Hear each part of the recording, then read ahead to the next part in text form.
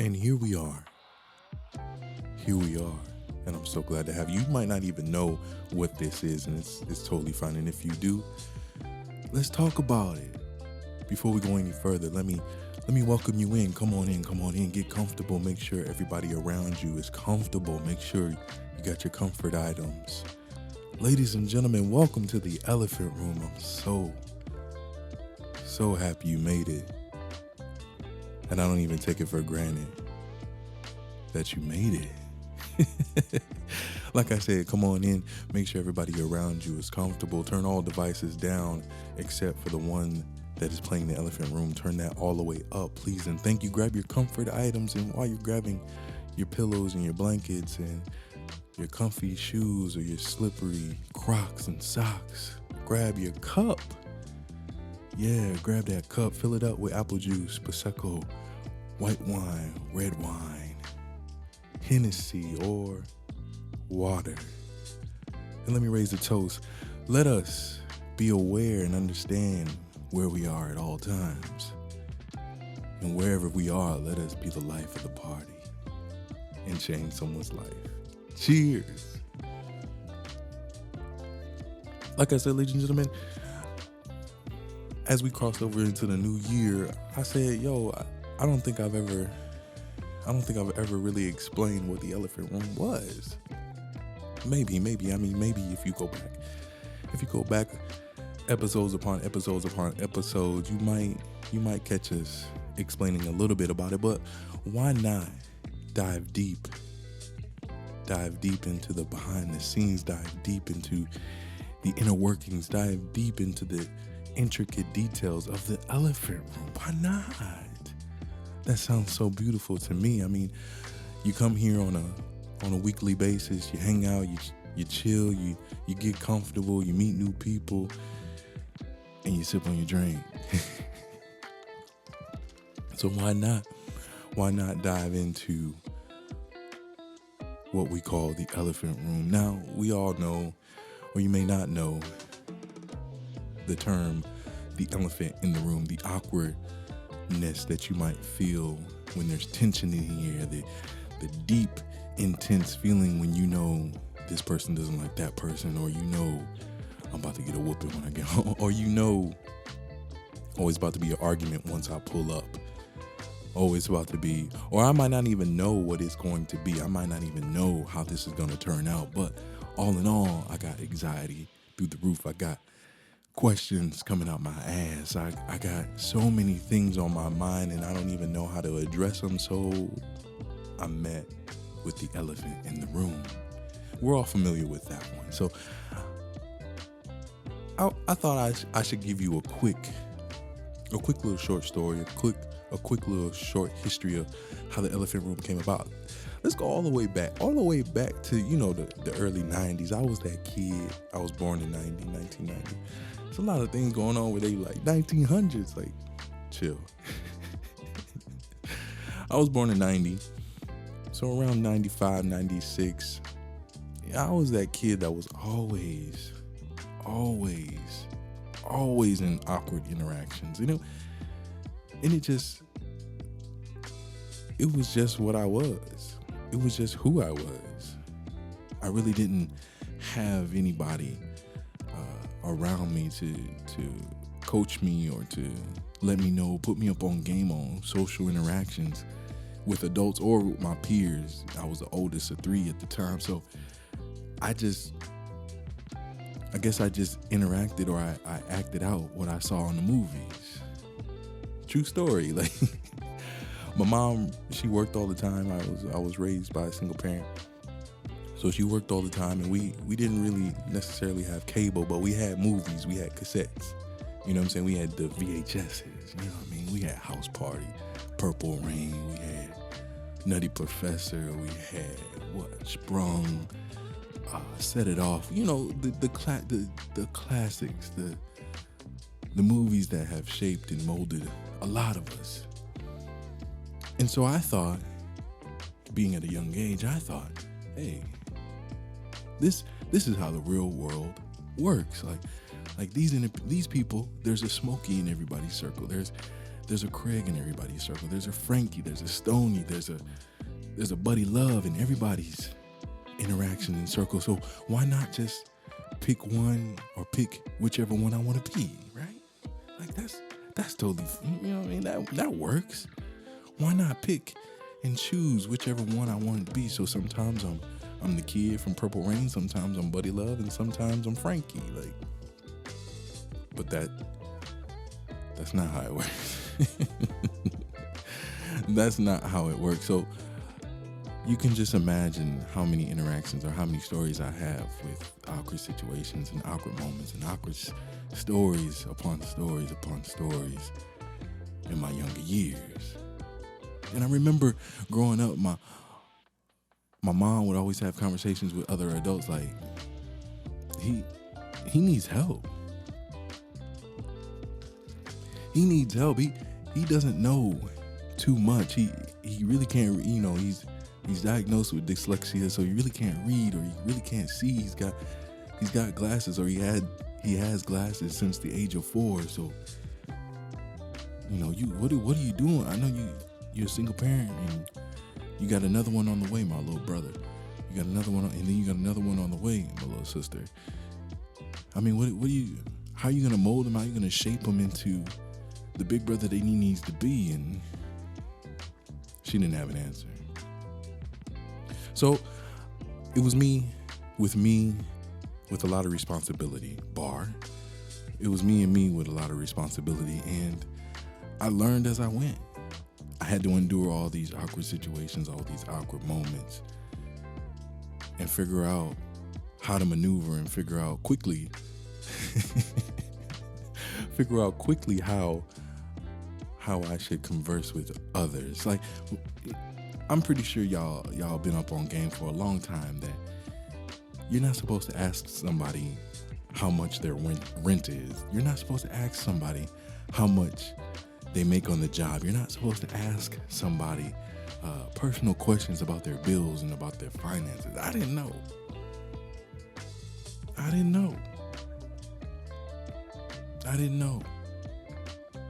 I'm an inquisitive person, as you guys, you know, as I've mentioned before on the podcast. I'm an inquisitive person, so this has always been me ever since a kid. So can you imagine an 8-year-old going into a nice little crib or a nice little 2-bedroom, and he just open up and say, "Man, how much you pay for this?" Sir, I mean, that's none of your business, Phillip. I mean, okay. But in actuality, in all fairness and bare bones, I was just looking for conversation. I really did. I understood what I lacked. I understood what I didn't have a lot of, and that was social skills. I really didn't. So the person that you see today is not the person that you would have met 25 years ago. I promise you that. This is not the person that you would have met 25 years ago, which, you know, you can say that about a lot of people. And if you haven't, or if you have the personality that you've had ever since you were 5 and 6, congratulations. Let me know in the comments how you obtained that. Sincerely. But I had to learn quickly and understand how to be social. And so therefore I remember, like I said, all the awkward moments and awkward stories that I endured over time. Fast forward, going through puberty, getting this deep voice, somebody let me know, yo, you should jump on the radio. Nobody let me on the radio. And then somebody put me on game to a podcast. And now you're here. And the great thing about that is I understand and I've came to understand along the way that there are individuals just like me. There are individuals that have been blackballed. There's individuals that have been ostracized. There are individuals that are the castaways or the outcasts of their families and friend groups and colleges and churches and book clubs and all of that. We all need a place to go. We all need a place to be accepted. And the elephant room is that. And that's what you see and that's what you hear. You're in the elephant room once again, welcome, ladies and gentlemen. It really, bare bones, the elephant room is a place where you can ask questions. Like I said, I'm a person that's the way I learn. I'm a visual and I'm a visual and I learn by hearing as well. I hear the word that I want to use, but I'm going to take too much time trying to enunciate it correctly. So forgive me. But I'm a visual learner, and also I learn by hearing. So I converse, or I ask questions, or I piece it together with context clues or context material. And then I go from there, right? But there's a lot of people their general society doesn't really necessarily enjoy that. They just want to tell you what to do. They just want to tell you how to do it. And they want to expect it to be done. Well, that's not how things always work. You know what I mean?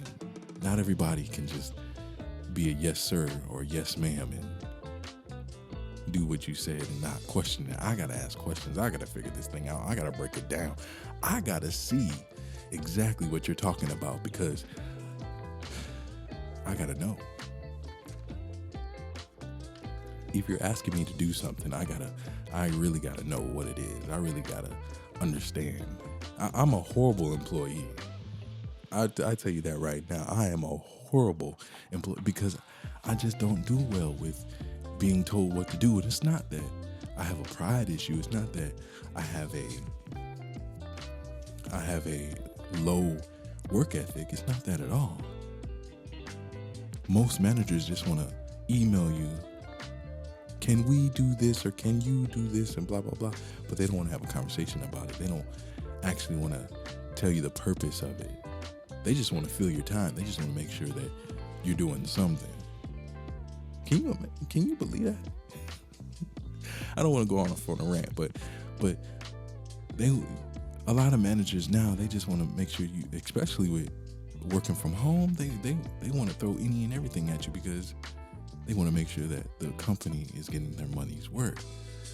I'm not like that. I gotta have a conversation. I want to sit down and hash things out. I want to sit down and make a plan and make a metric and make a goal so that the metrics can be the measure of the goal. You know what I mean? I want to do all of that. And right now, society is just like, do what you're told. So why not create a space for individuals to ask questions? Why not create a space where individuals can look at how they were raised and question everything about it?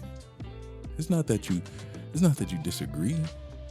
It's not that you want to start an argument. You just want to reflect. You just want to bring it up. You just want to have conversation about it. You just want to hear someone else's opinion. You want to hear another perspective.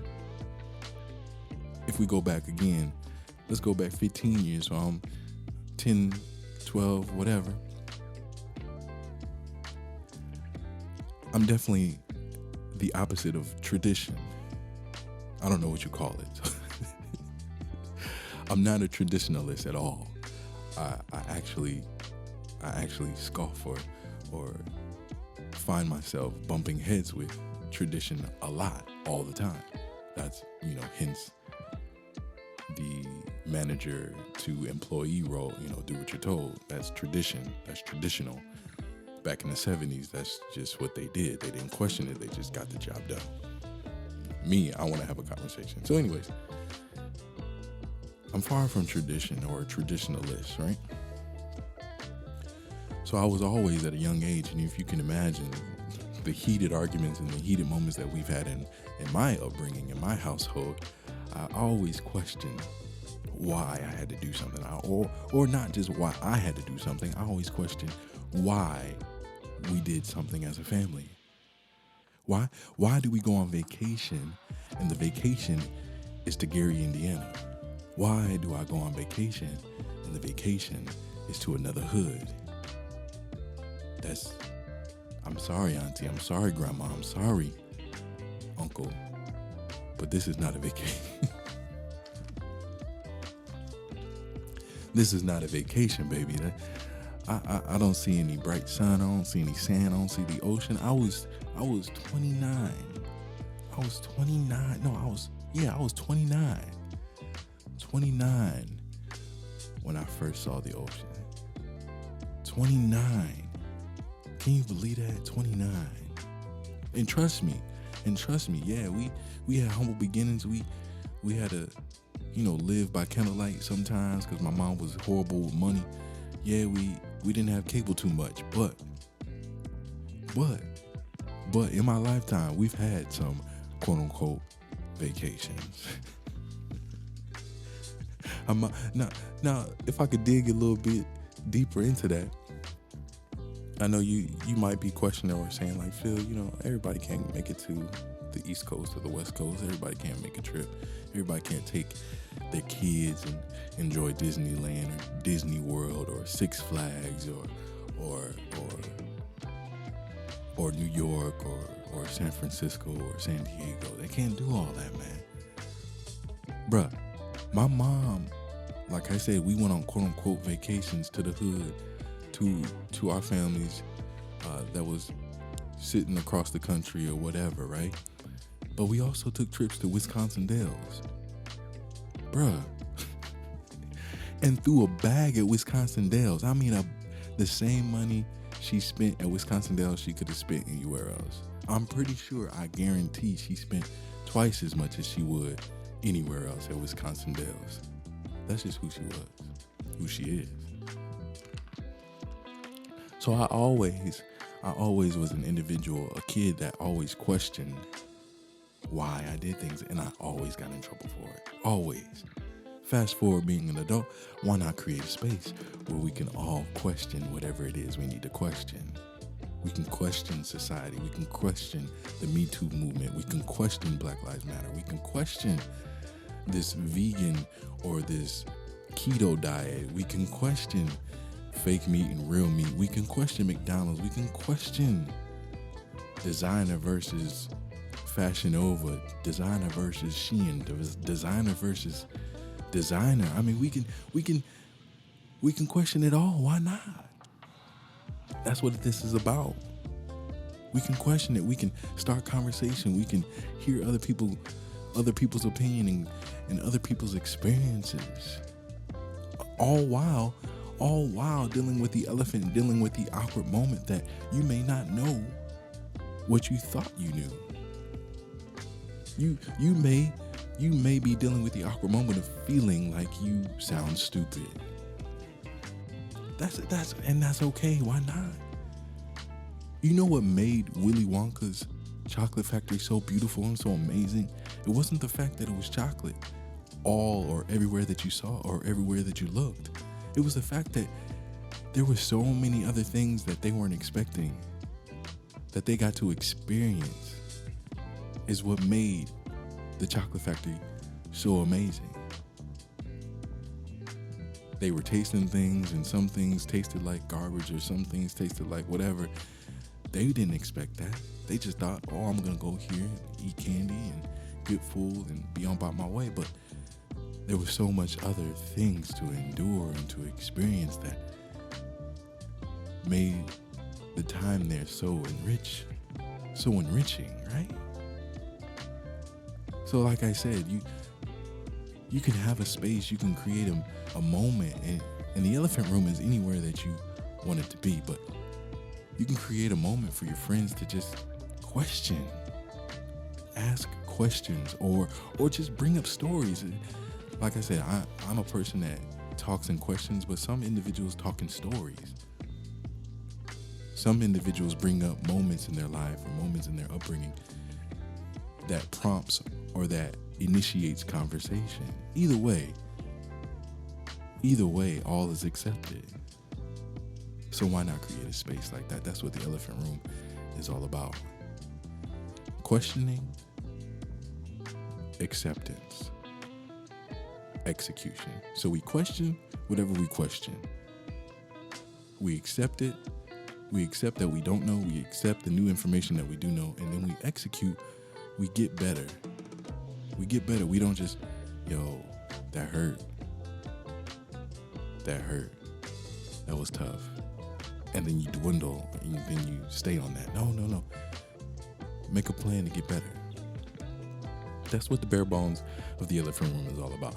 It is going to be, it is a physical place.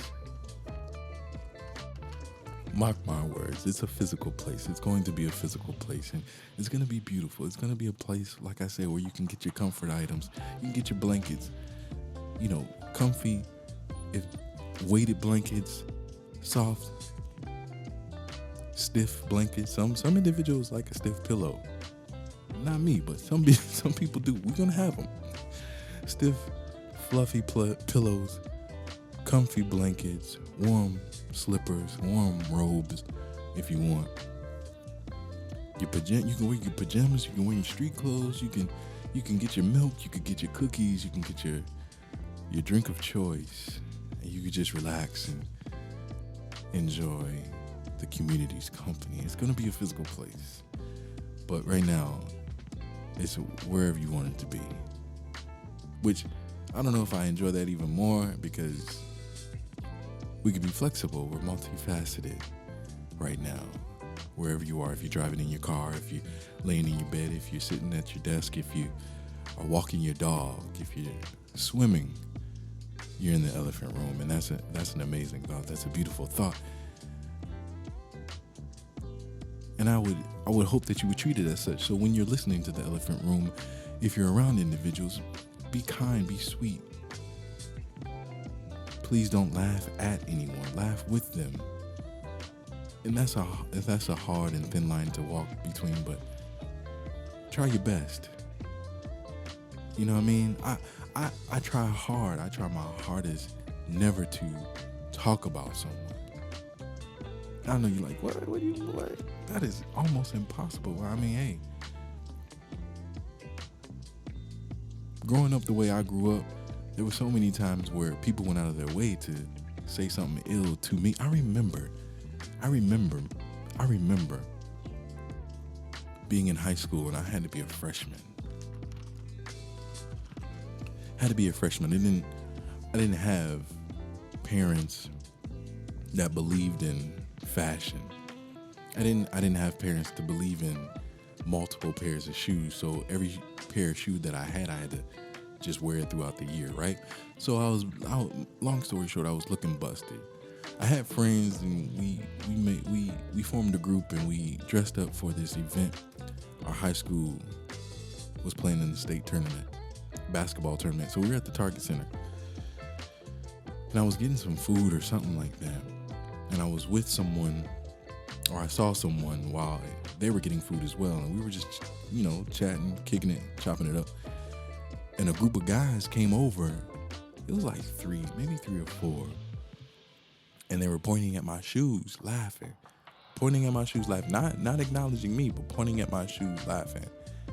And one of them kicked my shoes. Like, my shoes were so busted, they were so raggedy that they kicked my shoes. Laughing, like I said, it's me and my guy. And it's four of them. And they weren't high schoolers. They were like grown men. They were grown men. Me and my guy, four grown men, kicked my shoes laughing. And they walked away, like still laughing, but they walked away. And I remember that moment. I was like, yo, when I get the opportunity, I'll never have shoes in this condition ever again. Never. I'll never. Another thing, like my guy, he was like, yo, you just gonna let him do that? Like, bruh, it's four of them and two of us. I'm a logical thinker now. I'm a logical thinker. You know what I'm saying? Like, it wasn't that big of a deal to me, because they were right. Were they right in their approach? No, but I'm grateful for that experience. I'm grateful for that moment, because that statement, that declaration that I made at the Target Center that night came true. I don't have any shoes that were in that condition, and I haven't had those shoes or a condition of those shoes in a very long time. But I needed that moment. I needed that growth. I needed that humbling moment. It sucks. it sucks, but if without it, how will I know what defeat felt like? How will I know what somebody flexing on me felt like? You know what I mean? So I needed that. I needed that. Another thing about this, and we might switch it up, we might change it up, but please know, I only have one perspective, and that's my experience. Now, never will I ever push my opinion on you. This is just a monologue. This is just something we could reference. Like I said, I encourage and I'm amazed and excited when you guys share your experiences, share your stories, and share your awkward moments. I just use my story or my situations and experiences just for reference, and some of them, most of them, aren't even real. But hey, that's neither here or there. But like I said, don't come here or don't feel like, oh, the elephant room is just a place where Phillip just stands on his pedestal or stands on his platform and spews out his opinion. Nah, you don't have to take anything that I say for law. You don't have to take anything that I say for advice. I'm just using something that I experienced and hanging it out to dry to see if anybody else endured or went through the same thing. You know what I'm saying? So I always want to make sure that you understand that I'm not here to throw my opinion around.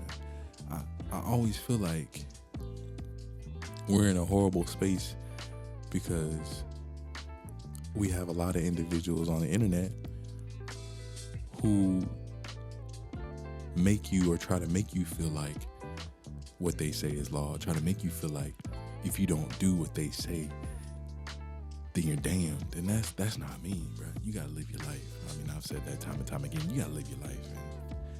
And if you're not listening to me, that's totally fine.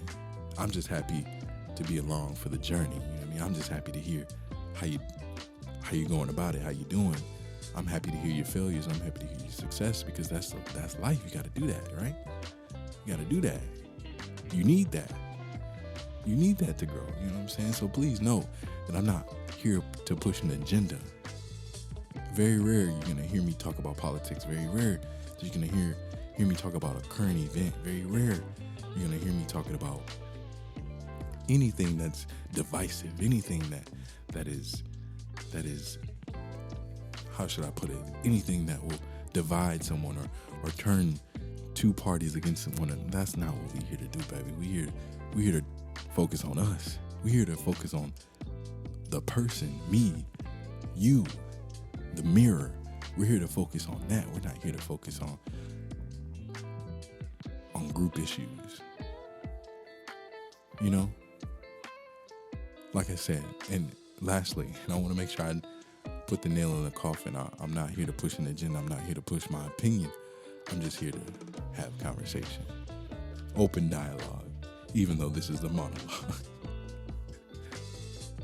But with that being said, can we talk about the growth? Like, when we first started the Elephant Room, it used to be 7-minute episodes because I read, I'm a reader, that an average adult, they're only able to focus on something for about 15 seconds. Like, in 15 seconds, you gotta grab a person's attention or you lost them. And I'm like, yo, if their attention span is that short, why make a long podcast episode? If our attention, and I am one to talk, because Facebook, you know, they got the videos or whatever, got the shows or whatever, whatnot. Facebook will stick a ad at the craziest moment when you really into a video. You like, oh, how's this gonna turn out? In paper towel by Bauer. Like, what? As soon as I see the little circle that's loading up the ad,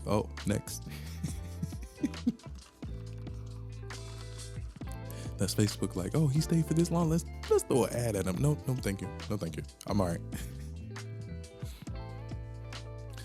So 7-minute episodes, but then the community spoke and they were like, yo, these got to be longer.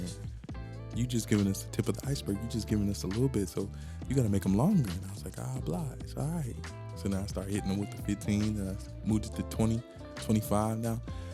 The average episode is around 45 minutes. Now, the thing about podcasts, now on YouTube, they give you the analytic. They let you know how long an average person is staying.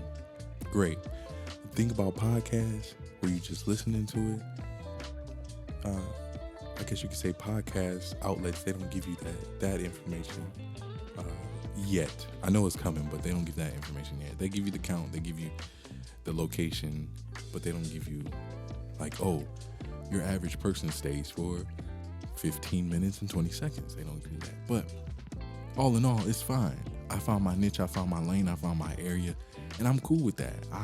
I make my 45-minute episodes and call it a day. You know what I'm saying? That's enough for me. It's more than half an hour, but it's under an hour. Sometimes I feel like when you hit that hour mark, it kind of gets redundant. It's you kind of wonder, especially when it's one take Jake like me. Especially when it's one take Jake, where I can't stop, play back, and really focus on what I'm saying. You start to wonder when you start hitting the 40-minute, like, am I repeating myself? So to combat that, I hit the 40 minutes or I hit the 45 minutes and I get on about my business. You know what I'm saying? But please know that the elephant room is its own entity, it's its own place. Yes, I'm heavily tied. Phillip Conley Jr. is heavily tied to the elephant room right now. And it is what it is. It's my baby. But it will stand on its own one day. So I may be off doing other things, but the elephant room is always going to be. Like, I think about Issa Rae and Insecure. Like, Issa felt like it was time to end it. So because she was done with it, Insecure is no more, right? And I feel like Insecure was a heavy culture influence. It really was. So I throw around the idea of like what it would be like, 10, 15, 20 years from now. Will I still feel like hosting the podcast? Will I still feel like hosting the elephant room? Maybe, maybe not. Maybe we have to Blues Clues this thing and get John, Jerry, Jeff, Jake, Jason, Sania, Terry, all of them to host a podcast episode. You know what I'm saying? You never know. I thought Issa directed each and every episode of Insecure. That's not true. Check the credits. Kerry Washington got a couple under her belt. Cassius Penny got a couple under his belt. I mean, check the credits, man. That's another thing about me, Phillip Conley Jr. I read song credits. I want to know who wrote it. I want to know who produced it. I want to know who contributed. You know what I mean? Like, I want to know one of my heroes. His name is Jeff Farrow. If any of you are locked into the MCU, Marvel Cinematic Universe, Jeff Farrow is Happy from the Spider-Man series and Iron Man series. Happy Hogan. And the special and funny thing is, or amazing thing about Happy or Jeff Farrow is he's the director of Iron Man 1, Iron Man 2. He's the director of a holiday classic you might know by the name of Elf with Will Ferrell. He is producing a lot of the MCU films, and also he's directed a lot of the Star Wars stuff on Disney. But in naked eyes, Jeff Farrow is just happy. Just happy from the Spider-Man series, or just happy from the Iron Man series. But Jeff Farrow, the actual individual, he's more than that, and heavily involved in a lot of things. But you would never know. But that's the beautiful thing about it, is that you could be multifaceted. You could be a director, you can be a writer, you can be an artist, you can be an entrepreneur, you can be a father or mother, and be anything else you want to be. True. So please know that the elephant room is not just tied to me, and if I ever feel like walking away from the elephant room, it's still going to be a place, it's still going to be a space, it's still going to be an area where individuals are welcome to question, to accept, and to execute. Please know that. Please know that. Lastly, and I'm going to get out your way, lastly, the things that we do here, the art, the content that you'll come across in the elephant room, first and foremost, we want to reflect. I think that's where it all starts. I believe that's where it all starts. Reflection. I believe that's where a lot of my inspiration comes from, is the way I was brought up. Not because it was great, but because of the questions I have from when I was brought up till me being an adult, right? So I'm inspired by that, and I want to dig deeper. I want to dive into it. I want to talk about it and listen to other people's perspective. So a lot of art, a lot of content, you'll understand and see we're reflecting, and we're trying to figure it out. We're trying to see how this fits here, how this fits there, how this affects us 20 years from now, how this affects us right now, or how did it affect us back then when it happened, or how many friends do we have now versus how many friends we had back then. We're reflecting. We're trying to see and compare to see if we're satisfied where we are now, or do we got some work to do. So that's one area, or that's one aspect of art that you'll see coming from the elephant room, is reflection. Another one is manifesting. Planning, for lack of better words. We gotta plan. If you're spending time here in the elephant room, you gotta make sure you gotta at least write down a note or two. And I'm not saying because I have some gems to drop on you, but you have thoughts going through this journey with me. You have questions that pop up. You have statements that you want to make. You have perspectives that you want to jot, or that you want validated, right? Write those things down. Make them come alive. When you put things on paper, or when you text it, I got a whole Google sheet full of things. It's not physical paper, but it's digital, right? But when you take the extra step and type it out or write it out, it becomes a living thing, a living organism. It stays, because you're gonna have to come through it again. Maybe you want to clear out your storage, but then you look at this document and you're like, oh, I forgot about this. And guess what?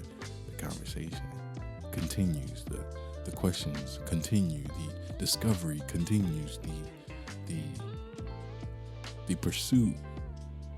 The pursuit continues, and that is an amazing feeling. So make these things come alive by jotting them down or writing them out.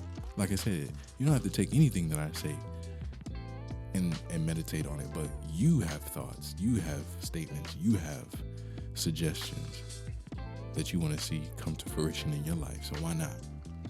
Why not make them come alive? Thirdly, the aspect of acceptance. Like I said, we question, we accept, and we execute. So the moment of acceptance, yes, we've gone through a lot of things.